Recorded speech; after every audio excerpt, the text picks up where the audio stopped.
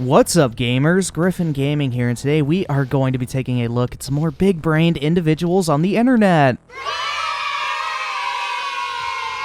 Now, with Doom Eternal coming out in just a couple months and it easily being one of the most anticipated games of the year, of course we're going to be seeing people in the games media try and name drop it at every opportunity for some easy clicks, kind of like I'm doing with this video. But nah, this article we're taking a look at today is probably one of the worst takes I've heard about Doom and Doom Eternal so far, beaten only by maybe the dude I made a video on earlier, who said Doom was boring and overall a bad game because it didn't quote-unquote have a story. Why are we still here? Just to suffer. But the article we're taking a look at today is coming from a site that personally I've never even heard of before, called Culture of Gaming. And as you guys know, I'm all about that epic gamer lifestyle, so this should be pretty interesting. So the title of this amazing article we're going to be checking out today is The Issue with Doom by Zach Deacon. To make a long story short though, this article can basically be summed up in one sentence: Doom and Doom Eternal have too much gameplay. Bruh. Who could have guessed that a video game could have too much gameplay? I don't know, man. Maybe this big-brained individual who wrote this article is out here with a 300 IQ, and who knows, man, he may actually have a pretty solid point. I mean, who would actually want to play a game like Doom, right? I mean, I think 8 hours of cutscenes, I mean, that sounds way better personally. But seriously, I don't know what it is with these clowns known as game journalists, because it literally seems like they want all games to either be a walking simulator or a fucking interactive movie. But the funny thing is about this article is that shortly after it was published, the article was quickly deleted. I wonder why, but luckily enough, someone managed to make an archive of the article, so it is forever preserved for us to enjoy and laugh at. So I think that's what we're going to be doing today, so this should be at least mildly entertaining. So I think without further ado, let's go ahead and get right into this article.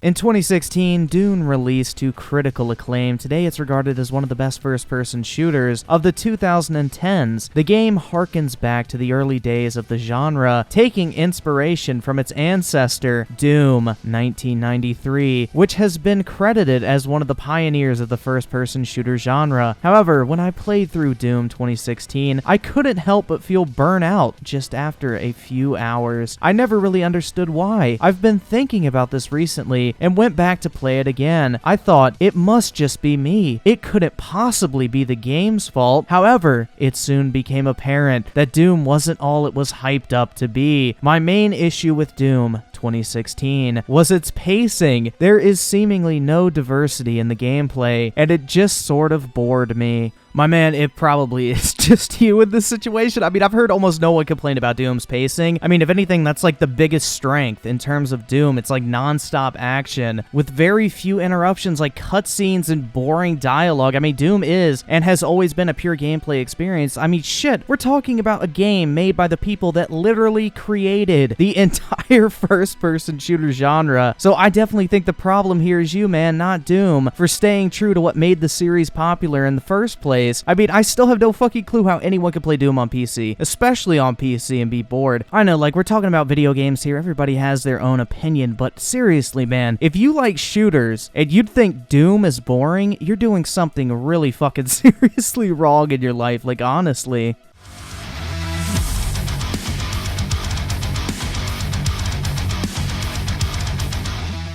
What I like, the imagination just runs wild. Doom 2016 is hands down one of the most visually stunning games I've played. From the models to the lighting and overall aesthetic of the world design, the game can immerse you entirely into its hellish landscape. As you progress through the game, you will see a range of environments. The color palette and design of each level works well to underpin a smooth and unique combat experience. The levels possess a great deal of verticality and a plethora of secrets and collectibles to discover. As a player, you can view a 3D version of the level map in the inventory menu, a unique and refreshing change from the bog standard flat image map.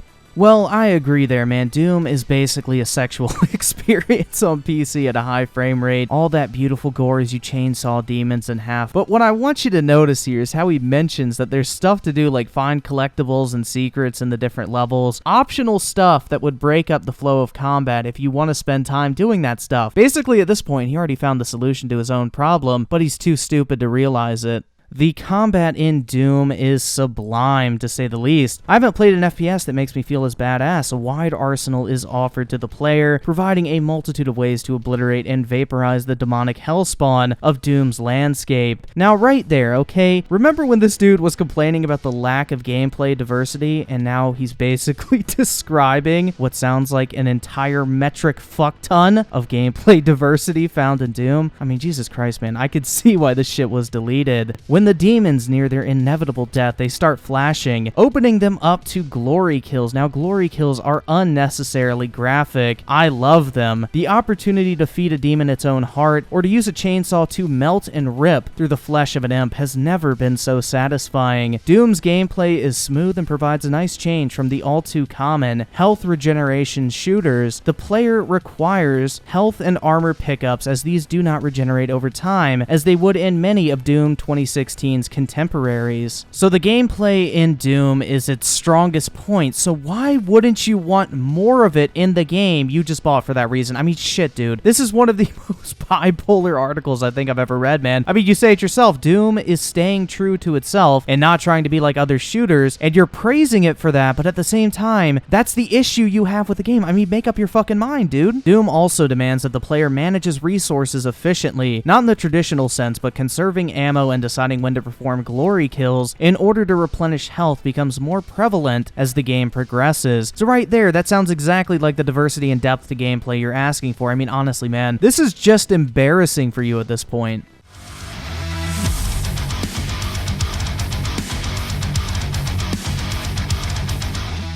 It's undeniable that Doom 2016 has fluid and highly responsive combat. However, that's all there is, unlike other modern shooters like Uncharted or Metro, which offer stealth gameplay or a cutscene to provide exposition and a brief respite from the intense combat. Doom 2016 leaves the player no time to rest. You never get a chance to breathe, and it's overwhelming. Well, congrats, man. You managed to find the two worst examples to compare Doom to, because the story of those games is like the main focus, so of course there's going to be more cutscenes, and plus the gameplay of Uncharted is like some of the most generic third-person cover shooting gameplay you're ever going to see in a video game, and plus Metro's gameplay really isn't anything that special, at least in my opinion. I mean, Doom actually does have some of those brief like dialogue sequences where you get a break from the combat, but you would actually know that if you played the game, which I'm starting to doubt you did more than like 5 minutes, but you're basically saying that Doom is bad because instead of focusing on the story, it instead wants the gameplay to be the main focus of the game. I mean, why else do you buy a fucking video game other than to play it? I mean, shit, if you need time to breathe, there is this revolutionary mechanic that was invented in order to give you a breather when your soy levels dip while playing a real man's game like Doom. What's going on, guys? Epic Minecraft gamer here,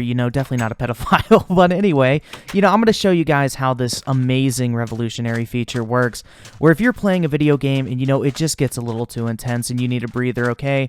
So say I'm walking around my Minecraft world. Now, this will work in Doom as well. I just wanted to use it in a true hardcore game like Minecraft. So say you're walking around in Minecraft, you're just killing some shit, okay? It's pretty intense, your heart rate's going up, but you really need a fucking break, okay? So there is this revolutionary feature in video games that not many people know about, and I'm going to be showing it to you here today. So, alright, that was a little intense, so we need to take a breather here. So the best way I've figured out in order to do that is, bear with me here, okay? This is really gonna fucking blow your mind. So if you need a breather, you need a break, you need to check Twitter or some shit, I don't fucking know. But if the game gets too intense, you can press one magic button and make it just stop. Like I said, guys, this is gonna blow your fucking mind. Are you ready for it? And there you have it. The game is paused. Thank you. Please leave a like and subscribe, and I will catch you guys next time. Games such as Metro offer the player diversity in gameplay. The player can experience different aspects of the game as the narrative progresses, rather than just ramping up the action and the number of enemies thrown at you. The player is provided with time to rest. Periods of dialogue where the player is passive and does not have to play is a key example. Other ways to avoid players from burning out can be produced by offering content that requires a different skill set to the normal gameplay. These scripted sections offer the player a chance chance to recover. To read more about Uncharted, click here. Well, man, as much as I would really love to click right there, I just really don't think I will. I don't think it's worth my time. But Doom literally has those segments, you absolute brainlet. Like, did you play for more than like 5 minutes before writing this shit stain of an article? Like, I'm seriously wondering at this point. Like, this is why everyone thinks that gaming journalists are clowns, man. I mean, I would probably rather watch Polygon Doom footage or that games journalist trying to jump in Cuphead instead of reading this shit at this point.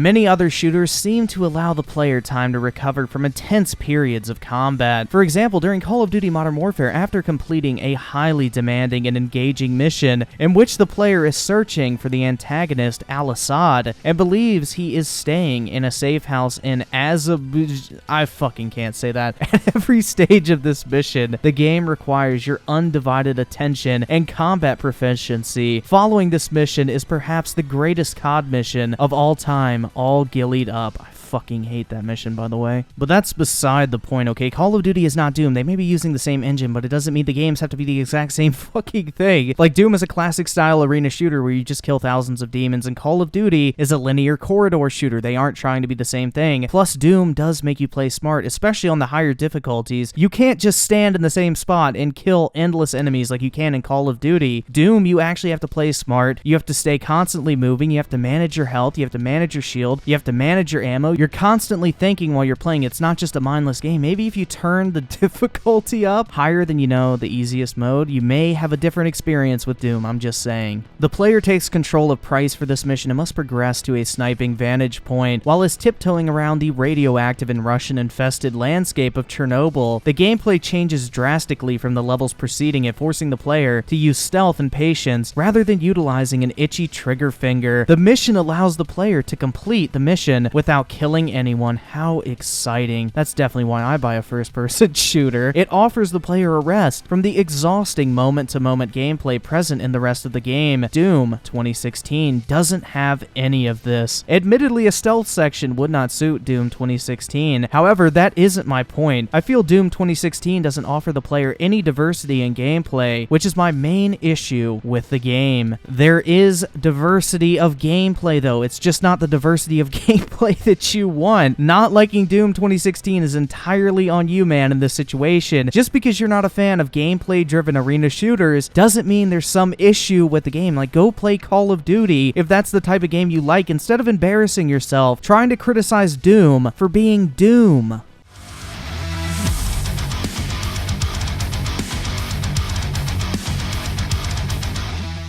A sequel to Doom 2016 is set to be released on November 22nd, and the hype is rapidly building. You're goddamn right it is. Players can't wait to get their hands on the next demon-slaying simulator. Based on the gameplay trailer, the formula from the first game doesn't seem to have changed, except now there will be new ways to cut enemies up, plus a pseudo-parkour mechanic that can be seen with swinging and grappling. However, this is indicative of more level verticality, rather than a change in gameplay style. If it ain't broke, don't fix it. Perhaps parkour will be more prevalent in Doom Eternal. Some of the world navigation of Doom 2016 felt a bit obscure, such as having to jump from platform to platform for no apparent reason. I would love to see more diverse gameplay in Doom Eternal. Perhaps puzzle-esque sections, like the dragon keys from Skyrim. Even though that system was simple, it offered a different layer to the game. The idea of having to inspect an item in your inventory for a clue about how to solve a puzzle is just fascinating, and would add a much-needed layer of depth.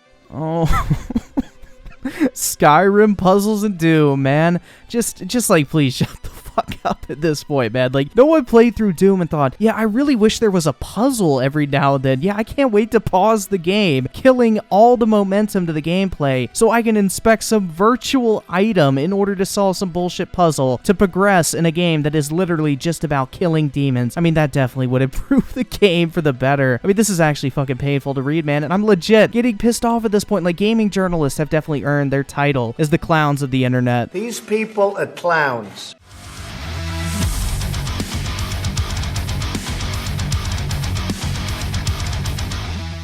My playthrough of Doom 2016 was plagued by an overarching sense of exhaustion. Other shooters had conditioned me to expect gameplay to vary as the narrative progressed, and this was lacking throughout Doom 2016. Despite being a great shooter, I feel that id Software need to adapt their title in order to create a more engaging experience that keeps the player from burning out. If you enjoyed this, why don't you check out more of my work? Click here. Yeah, man, I definitely can't wait to read more articles like this. Who knows, it may be a great source for some quality-ass content. But basically, you want id to change their game that basically invented the entire first-person shooter genre on the whims of some random-ass dude on the internet who literally doesn't know how to pause a video game. But luckily, man, Doom Eternal is looking to be absolutely amazing, and honestly, I can't wait to play it, man. Like, when that game drops, you're gonna be sick of seeing all the gameplay footage in the background, especially since I got that collector's edition with the helmet. You know, that's really fucking sick. I got that pre-ordered. They're actually sold out everywhere, so that's really awesome. But first, we have Modern Warfare coming out in October, and then we have Doom Eternal literally a month after that. I mean, this year is going to be absolutely amazing for shooters, and honestly, I can't wait. It's just a shame that Borderlands 3 got fucked over by the Epic Games Fortnite launcher bullshit, or else I would be adding that to my list for this year, but whatever, man. Either way, 2019 is shaping up to be a great year for video games, just as long as you are a games journalist. But with that said, guys, that does it for the video today. As always, I want to thank you guys so much for all the recent support and for taking the time out of your day to check out the video. My throat feels like I just deep-throated a cactus at this point. Like, I'm kind of sick right now. I don't know if you could hear it, but Jesus Christ. After recording this video, yeah, it fucking hurts. But anyway, guys, thank you all again so much for watching, and I will catch you guys next time.